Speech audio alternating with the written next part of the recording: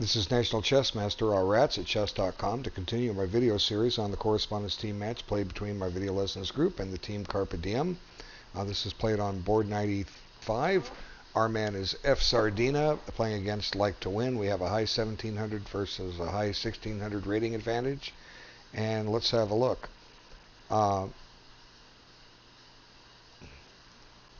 Sicilian defense and Black opts to play the dragon, and White plays the 11-fish attack. Black should have no problem against this move. There's a lot of ways to go wrong here with Black, but as long as Black's developing his pieces, everything should be fine. And White here plays a little trick. His point is he's giving up a pawn. If Black takes the pawn, knight b5 is going to force a check and displace the Black king, but Black can just do well by ignoring it. And now here, obviously, that was his intent. And I think Black should still ignore it and just castle. I think castling is a perfectly logical move, and Black will have 3 minors developed and castled while White's catching up. But what he plays is okay, even though it drives his knight back to b8. Black has 1 piece developed, White has 1, but I like this bishop's diagonal. It's nice wide open. And Black has a c5 square that he can get a knight to. Anyway, let's see what happens. And I wouldn't play a6 here. The reason I wouldn't play... See, this knight's hung out to dry. Let it get out back on its own way. In other words, if it wants to get back and play, it's going to move. Hold a6. You may want to do this later if you're trying to get b5 in, but just develop something. You can hold on a6 for a few moves. And anyway, it forces White to come back. And here, Black comes up with an interesting strategy. He's going to take a weakness in order to activate his pieces. Here, the weakness is the backward an isolated d-pawn on the open file. But this does get his bishop developed and gives him control of the square c6. He can get his knight there. He's opting to put it into play on c6 rather than taking 2 moves to get it c5. So it's a reasonable strategy. But here, I think White commits a very, very serious strategic error. White wants to attack on the king side, but he's still a long way away from it. If you really want to do that, start now with h4, okay? Or just castle king side and think about doing your attack against the king with your king a little safer, because he's going to castle queen side, and that puts the White king at a great risk. And White's going to actually lose this in just a few moves. And it all comes back to White castling queenside, because suddenly Black puts White in kind of a dilemma. The threat is bishop takes c3 followed by queen takes a2. He doesn't have time for king b1, because if Black wants, he'll just take here first, then take here with check. Okay, so if the knight goes to d5, trying to offer a queen trade, Black just takes on a2 and threatening mate on 2 different squares, both a1 and b2. So White's pretty much forced to do these things I'm so against, is weaken his pawn structure.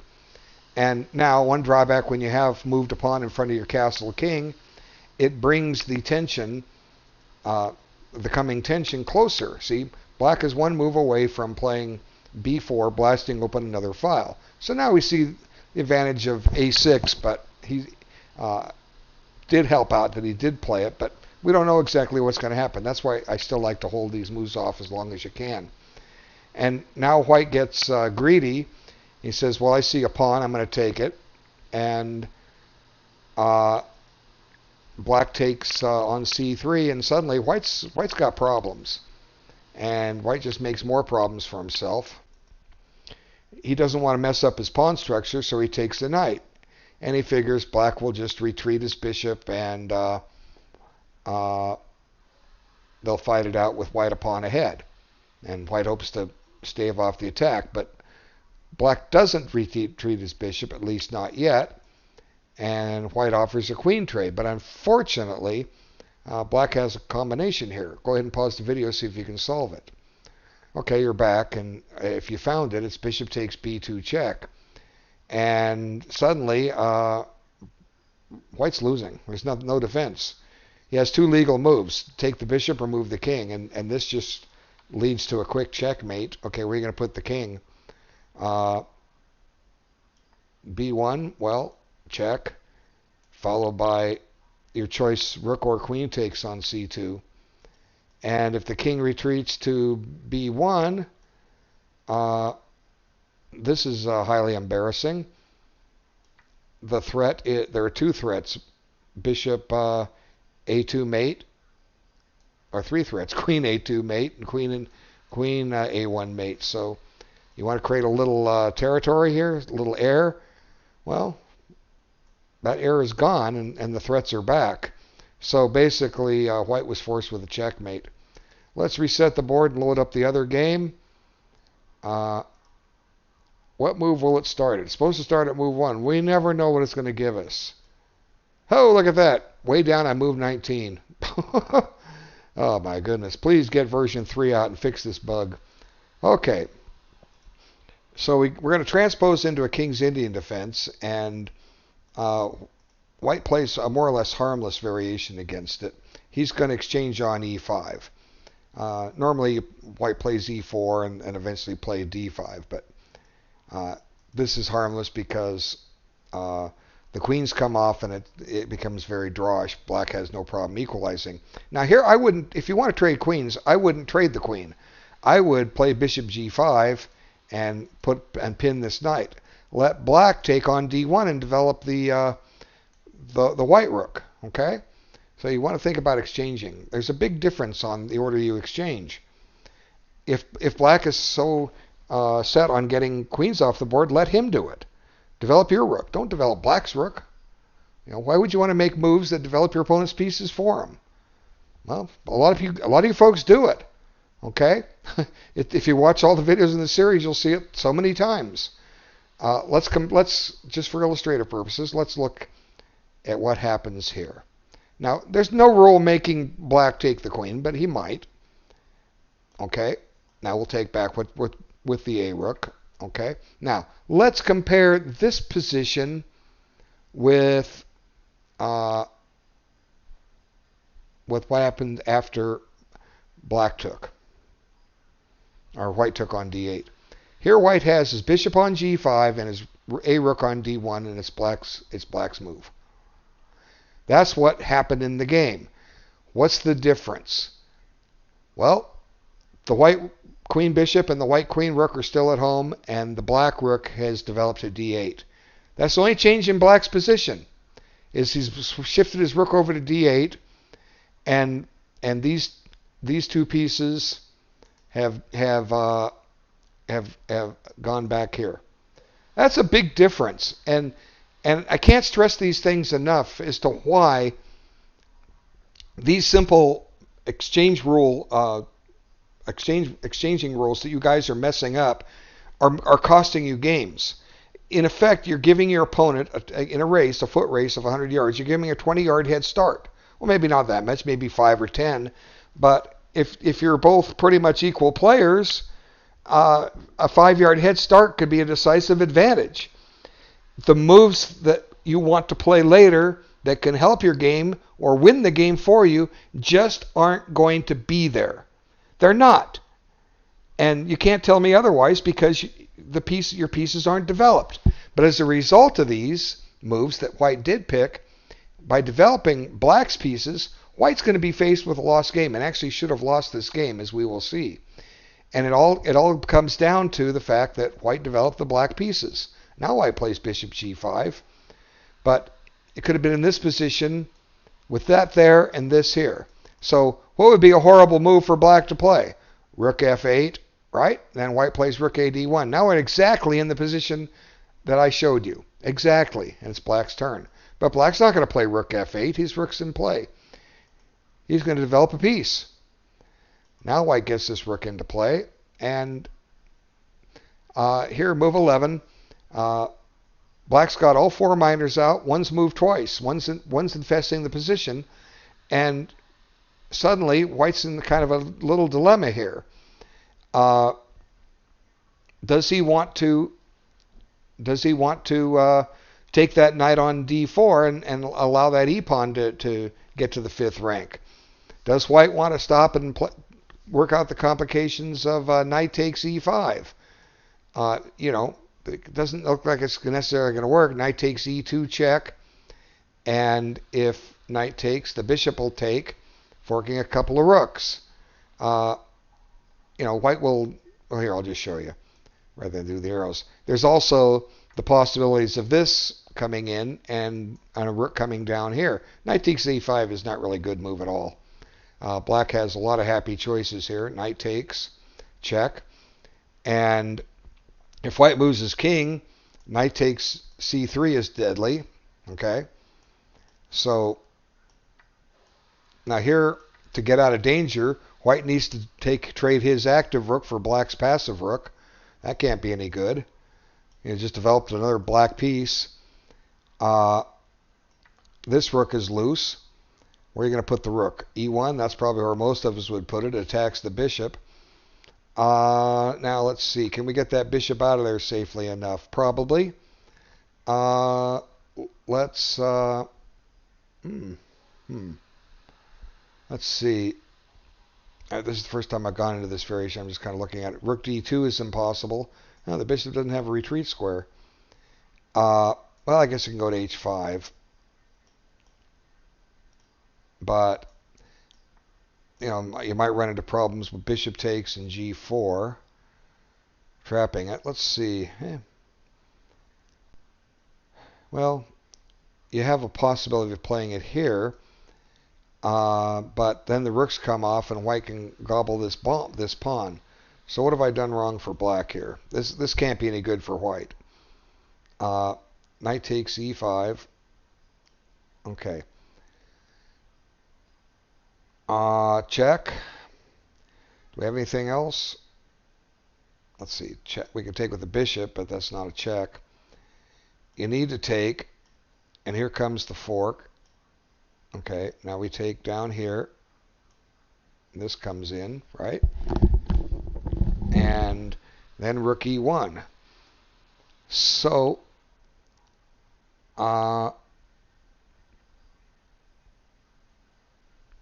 Black does have some potential discoveries against this knight. Let's see. Bishop d1. Let's put it there. Bishop takes. And now what can we do with... We can't play rook b8 necessarily because we're going to drop this. We can't play knight here just yet. But we can put the rook on the 7th rank, and that looks decent. Oh no, we can't put it on the 7th rank. I said so earlier, this is hanging. Okay, me and my one movers. Well, let's see. Let's go back. Maybe White could take that pawn. I didn't think he could take it. But I know what White does is White makes a horrible blunder. And we'll see that in just a moment. Okay, this knight is pinned, so there are no discoveries with that. I was talking about taking this way. This has a fork. Okay, now you take. Now, oh, here we go. You take with check. Now you're taking with check. Okay, so you're saving your check for just a turn. And let's see. I like this for Black.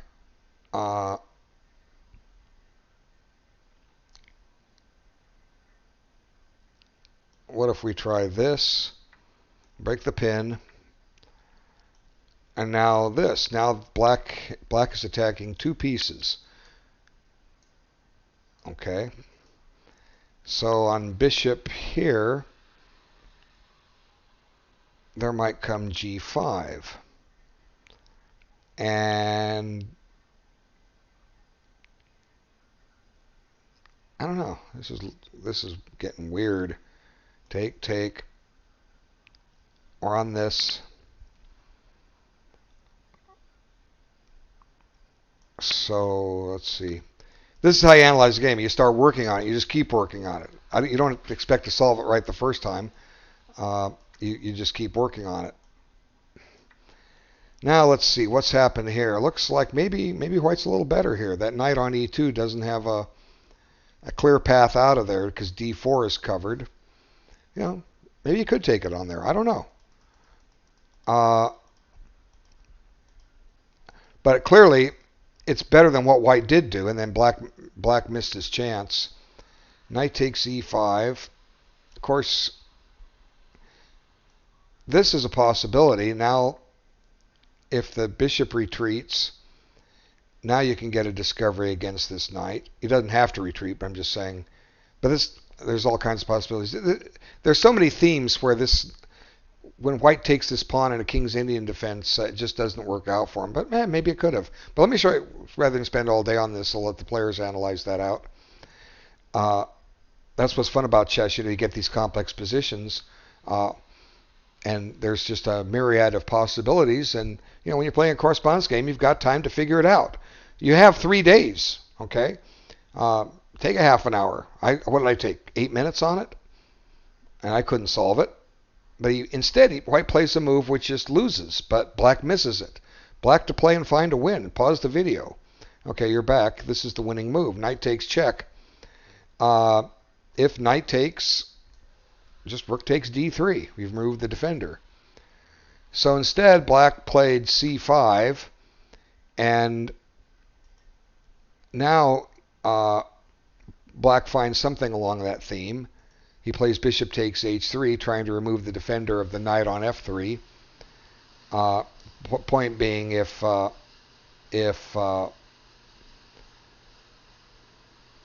pawn takes, then he's going to do this knight take. Well, it's more than removing the defender of the knight on f3. He's discovering this, weakening this rook on d3, but he found it a move too late. So white wisens up and grabs this.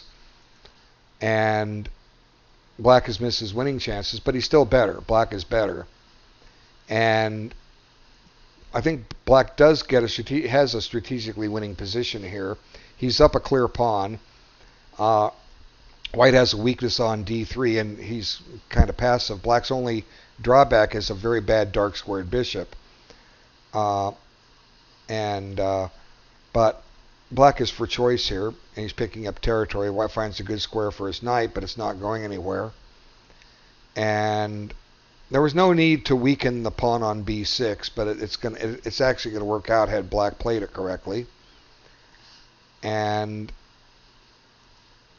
now white gets a wee bit of play here. See, there's what I mean, a wee bit of play. He's on the pawn on b6, which black weakened earlier. But black misses his best continuation here. How would you take? Would you take with the knight, or would you take with the rook? Instinct says to take with the rook, and most of us would. But in this position, taking with the knight is better. See, the first point is if bishop takes, this knight will give a discovered check, and we're going to win that bishop. So white can't take that. But black will be able to put that knight on e4 next move, no matter what white does, and white's not getting rid of it. And that knight is very, very valuably posted on e4. It's blocking the e file from white, and it's applying pressure to g3, a weak square for white. And if had black done this, I think he wins this very, very easily. He'll just mobilize his king and start advancing his kingside pawns. But he took with the rook, and white's going to start getting some activity here. See, the white rook becomes active. Now first, there goes that pawn, which black could have saved, as I showed. And now the rook becomes active, and actually what's going to happen, there's just going to be a lot of checks until white runs out of them. And then they resume again, and suddenly the situation is a little murky now. Material is even, and white now has two connected passed pawns, and black might even be at a slight disadvantage here, simply because he doesn't have any passed pawns. He has a pawn majority, but he won't be able to necessarily force two connected passed pawns, although he could. He needs to advance h4 or f4 and be able to recapture with a piece. If you recapture with a pawn, your pawns are split, which may be a bad thing. But white's just happy to get out of the game, and he just starts checking, and black says, "Phooey, go ahead and check." And I don't know how many times they repeated the position, but somebody hit the draw button, and the game was declared a draw by repetition. But anyway, LIKETOWIN could have won that, and right out of the opening, and by taking on f2 with the knight. Anyway, still more videos to make. I'm getting there. Thanks so much for your time. Take care.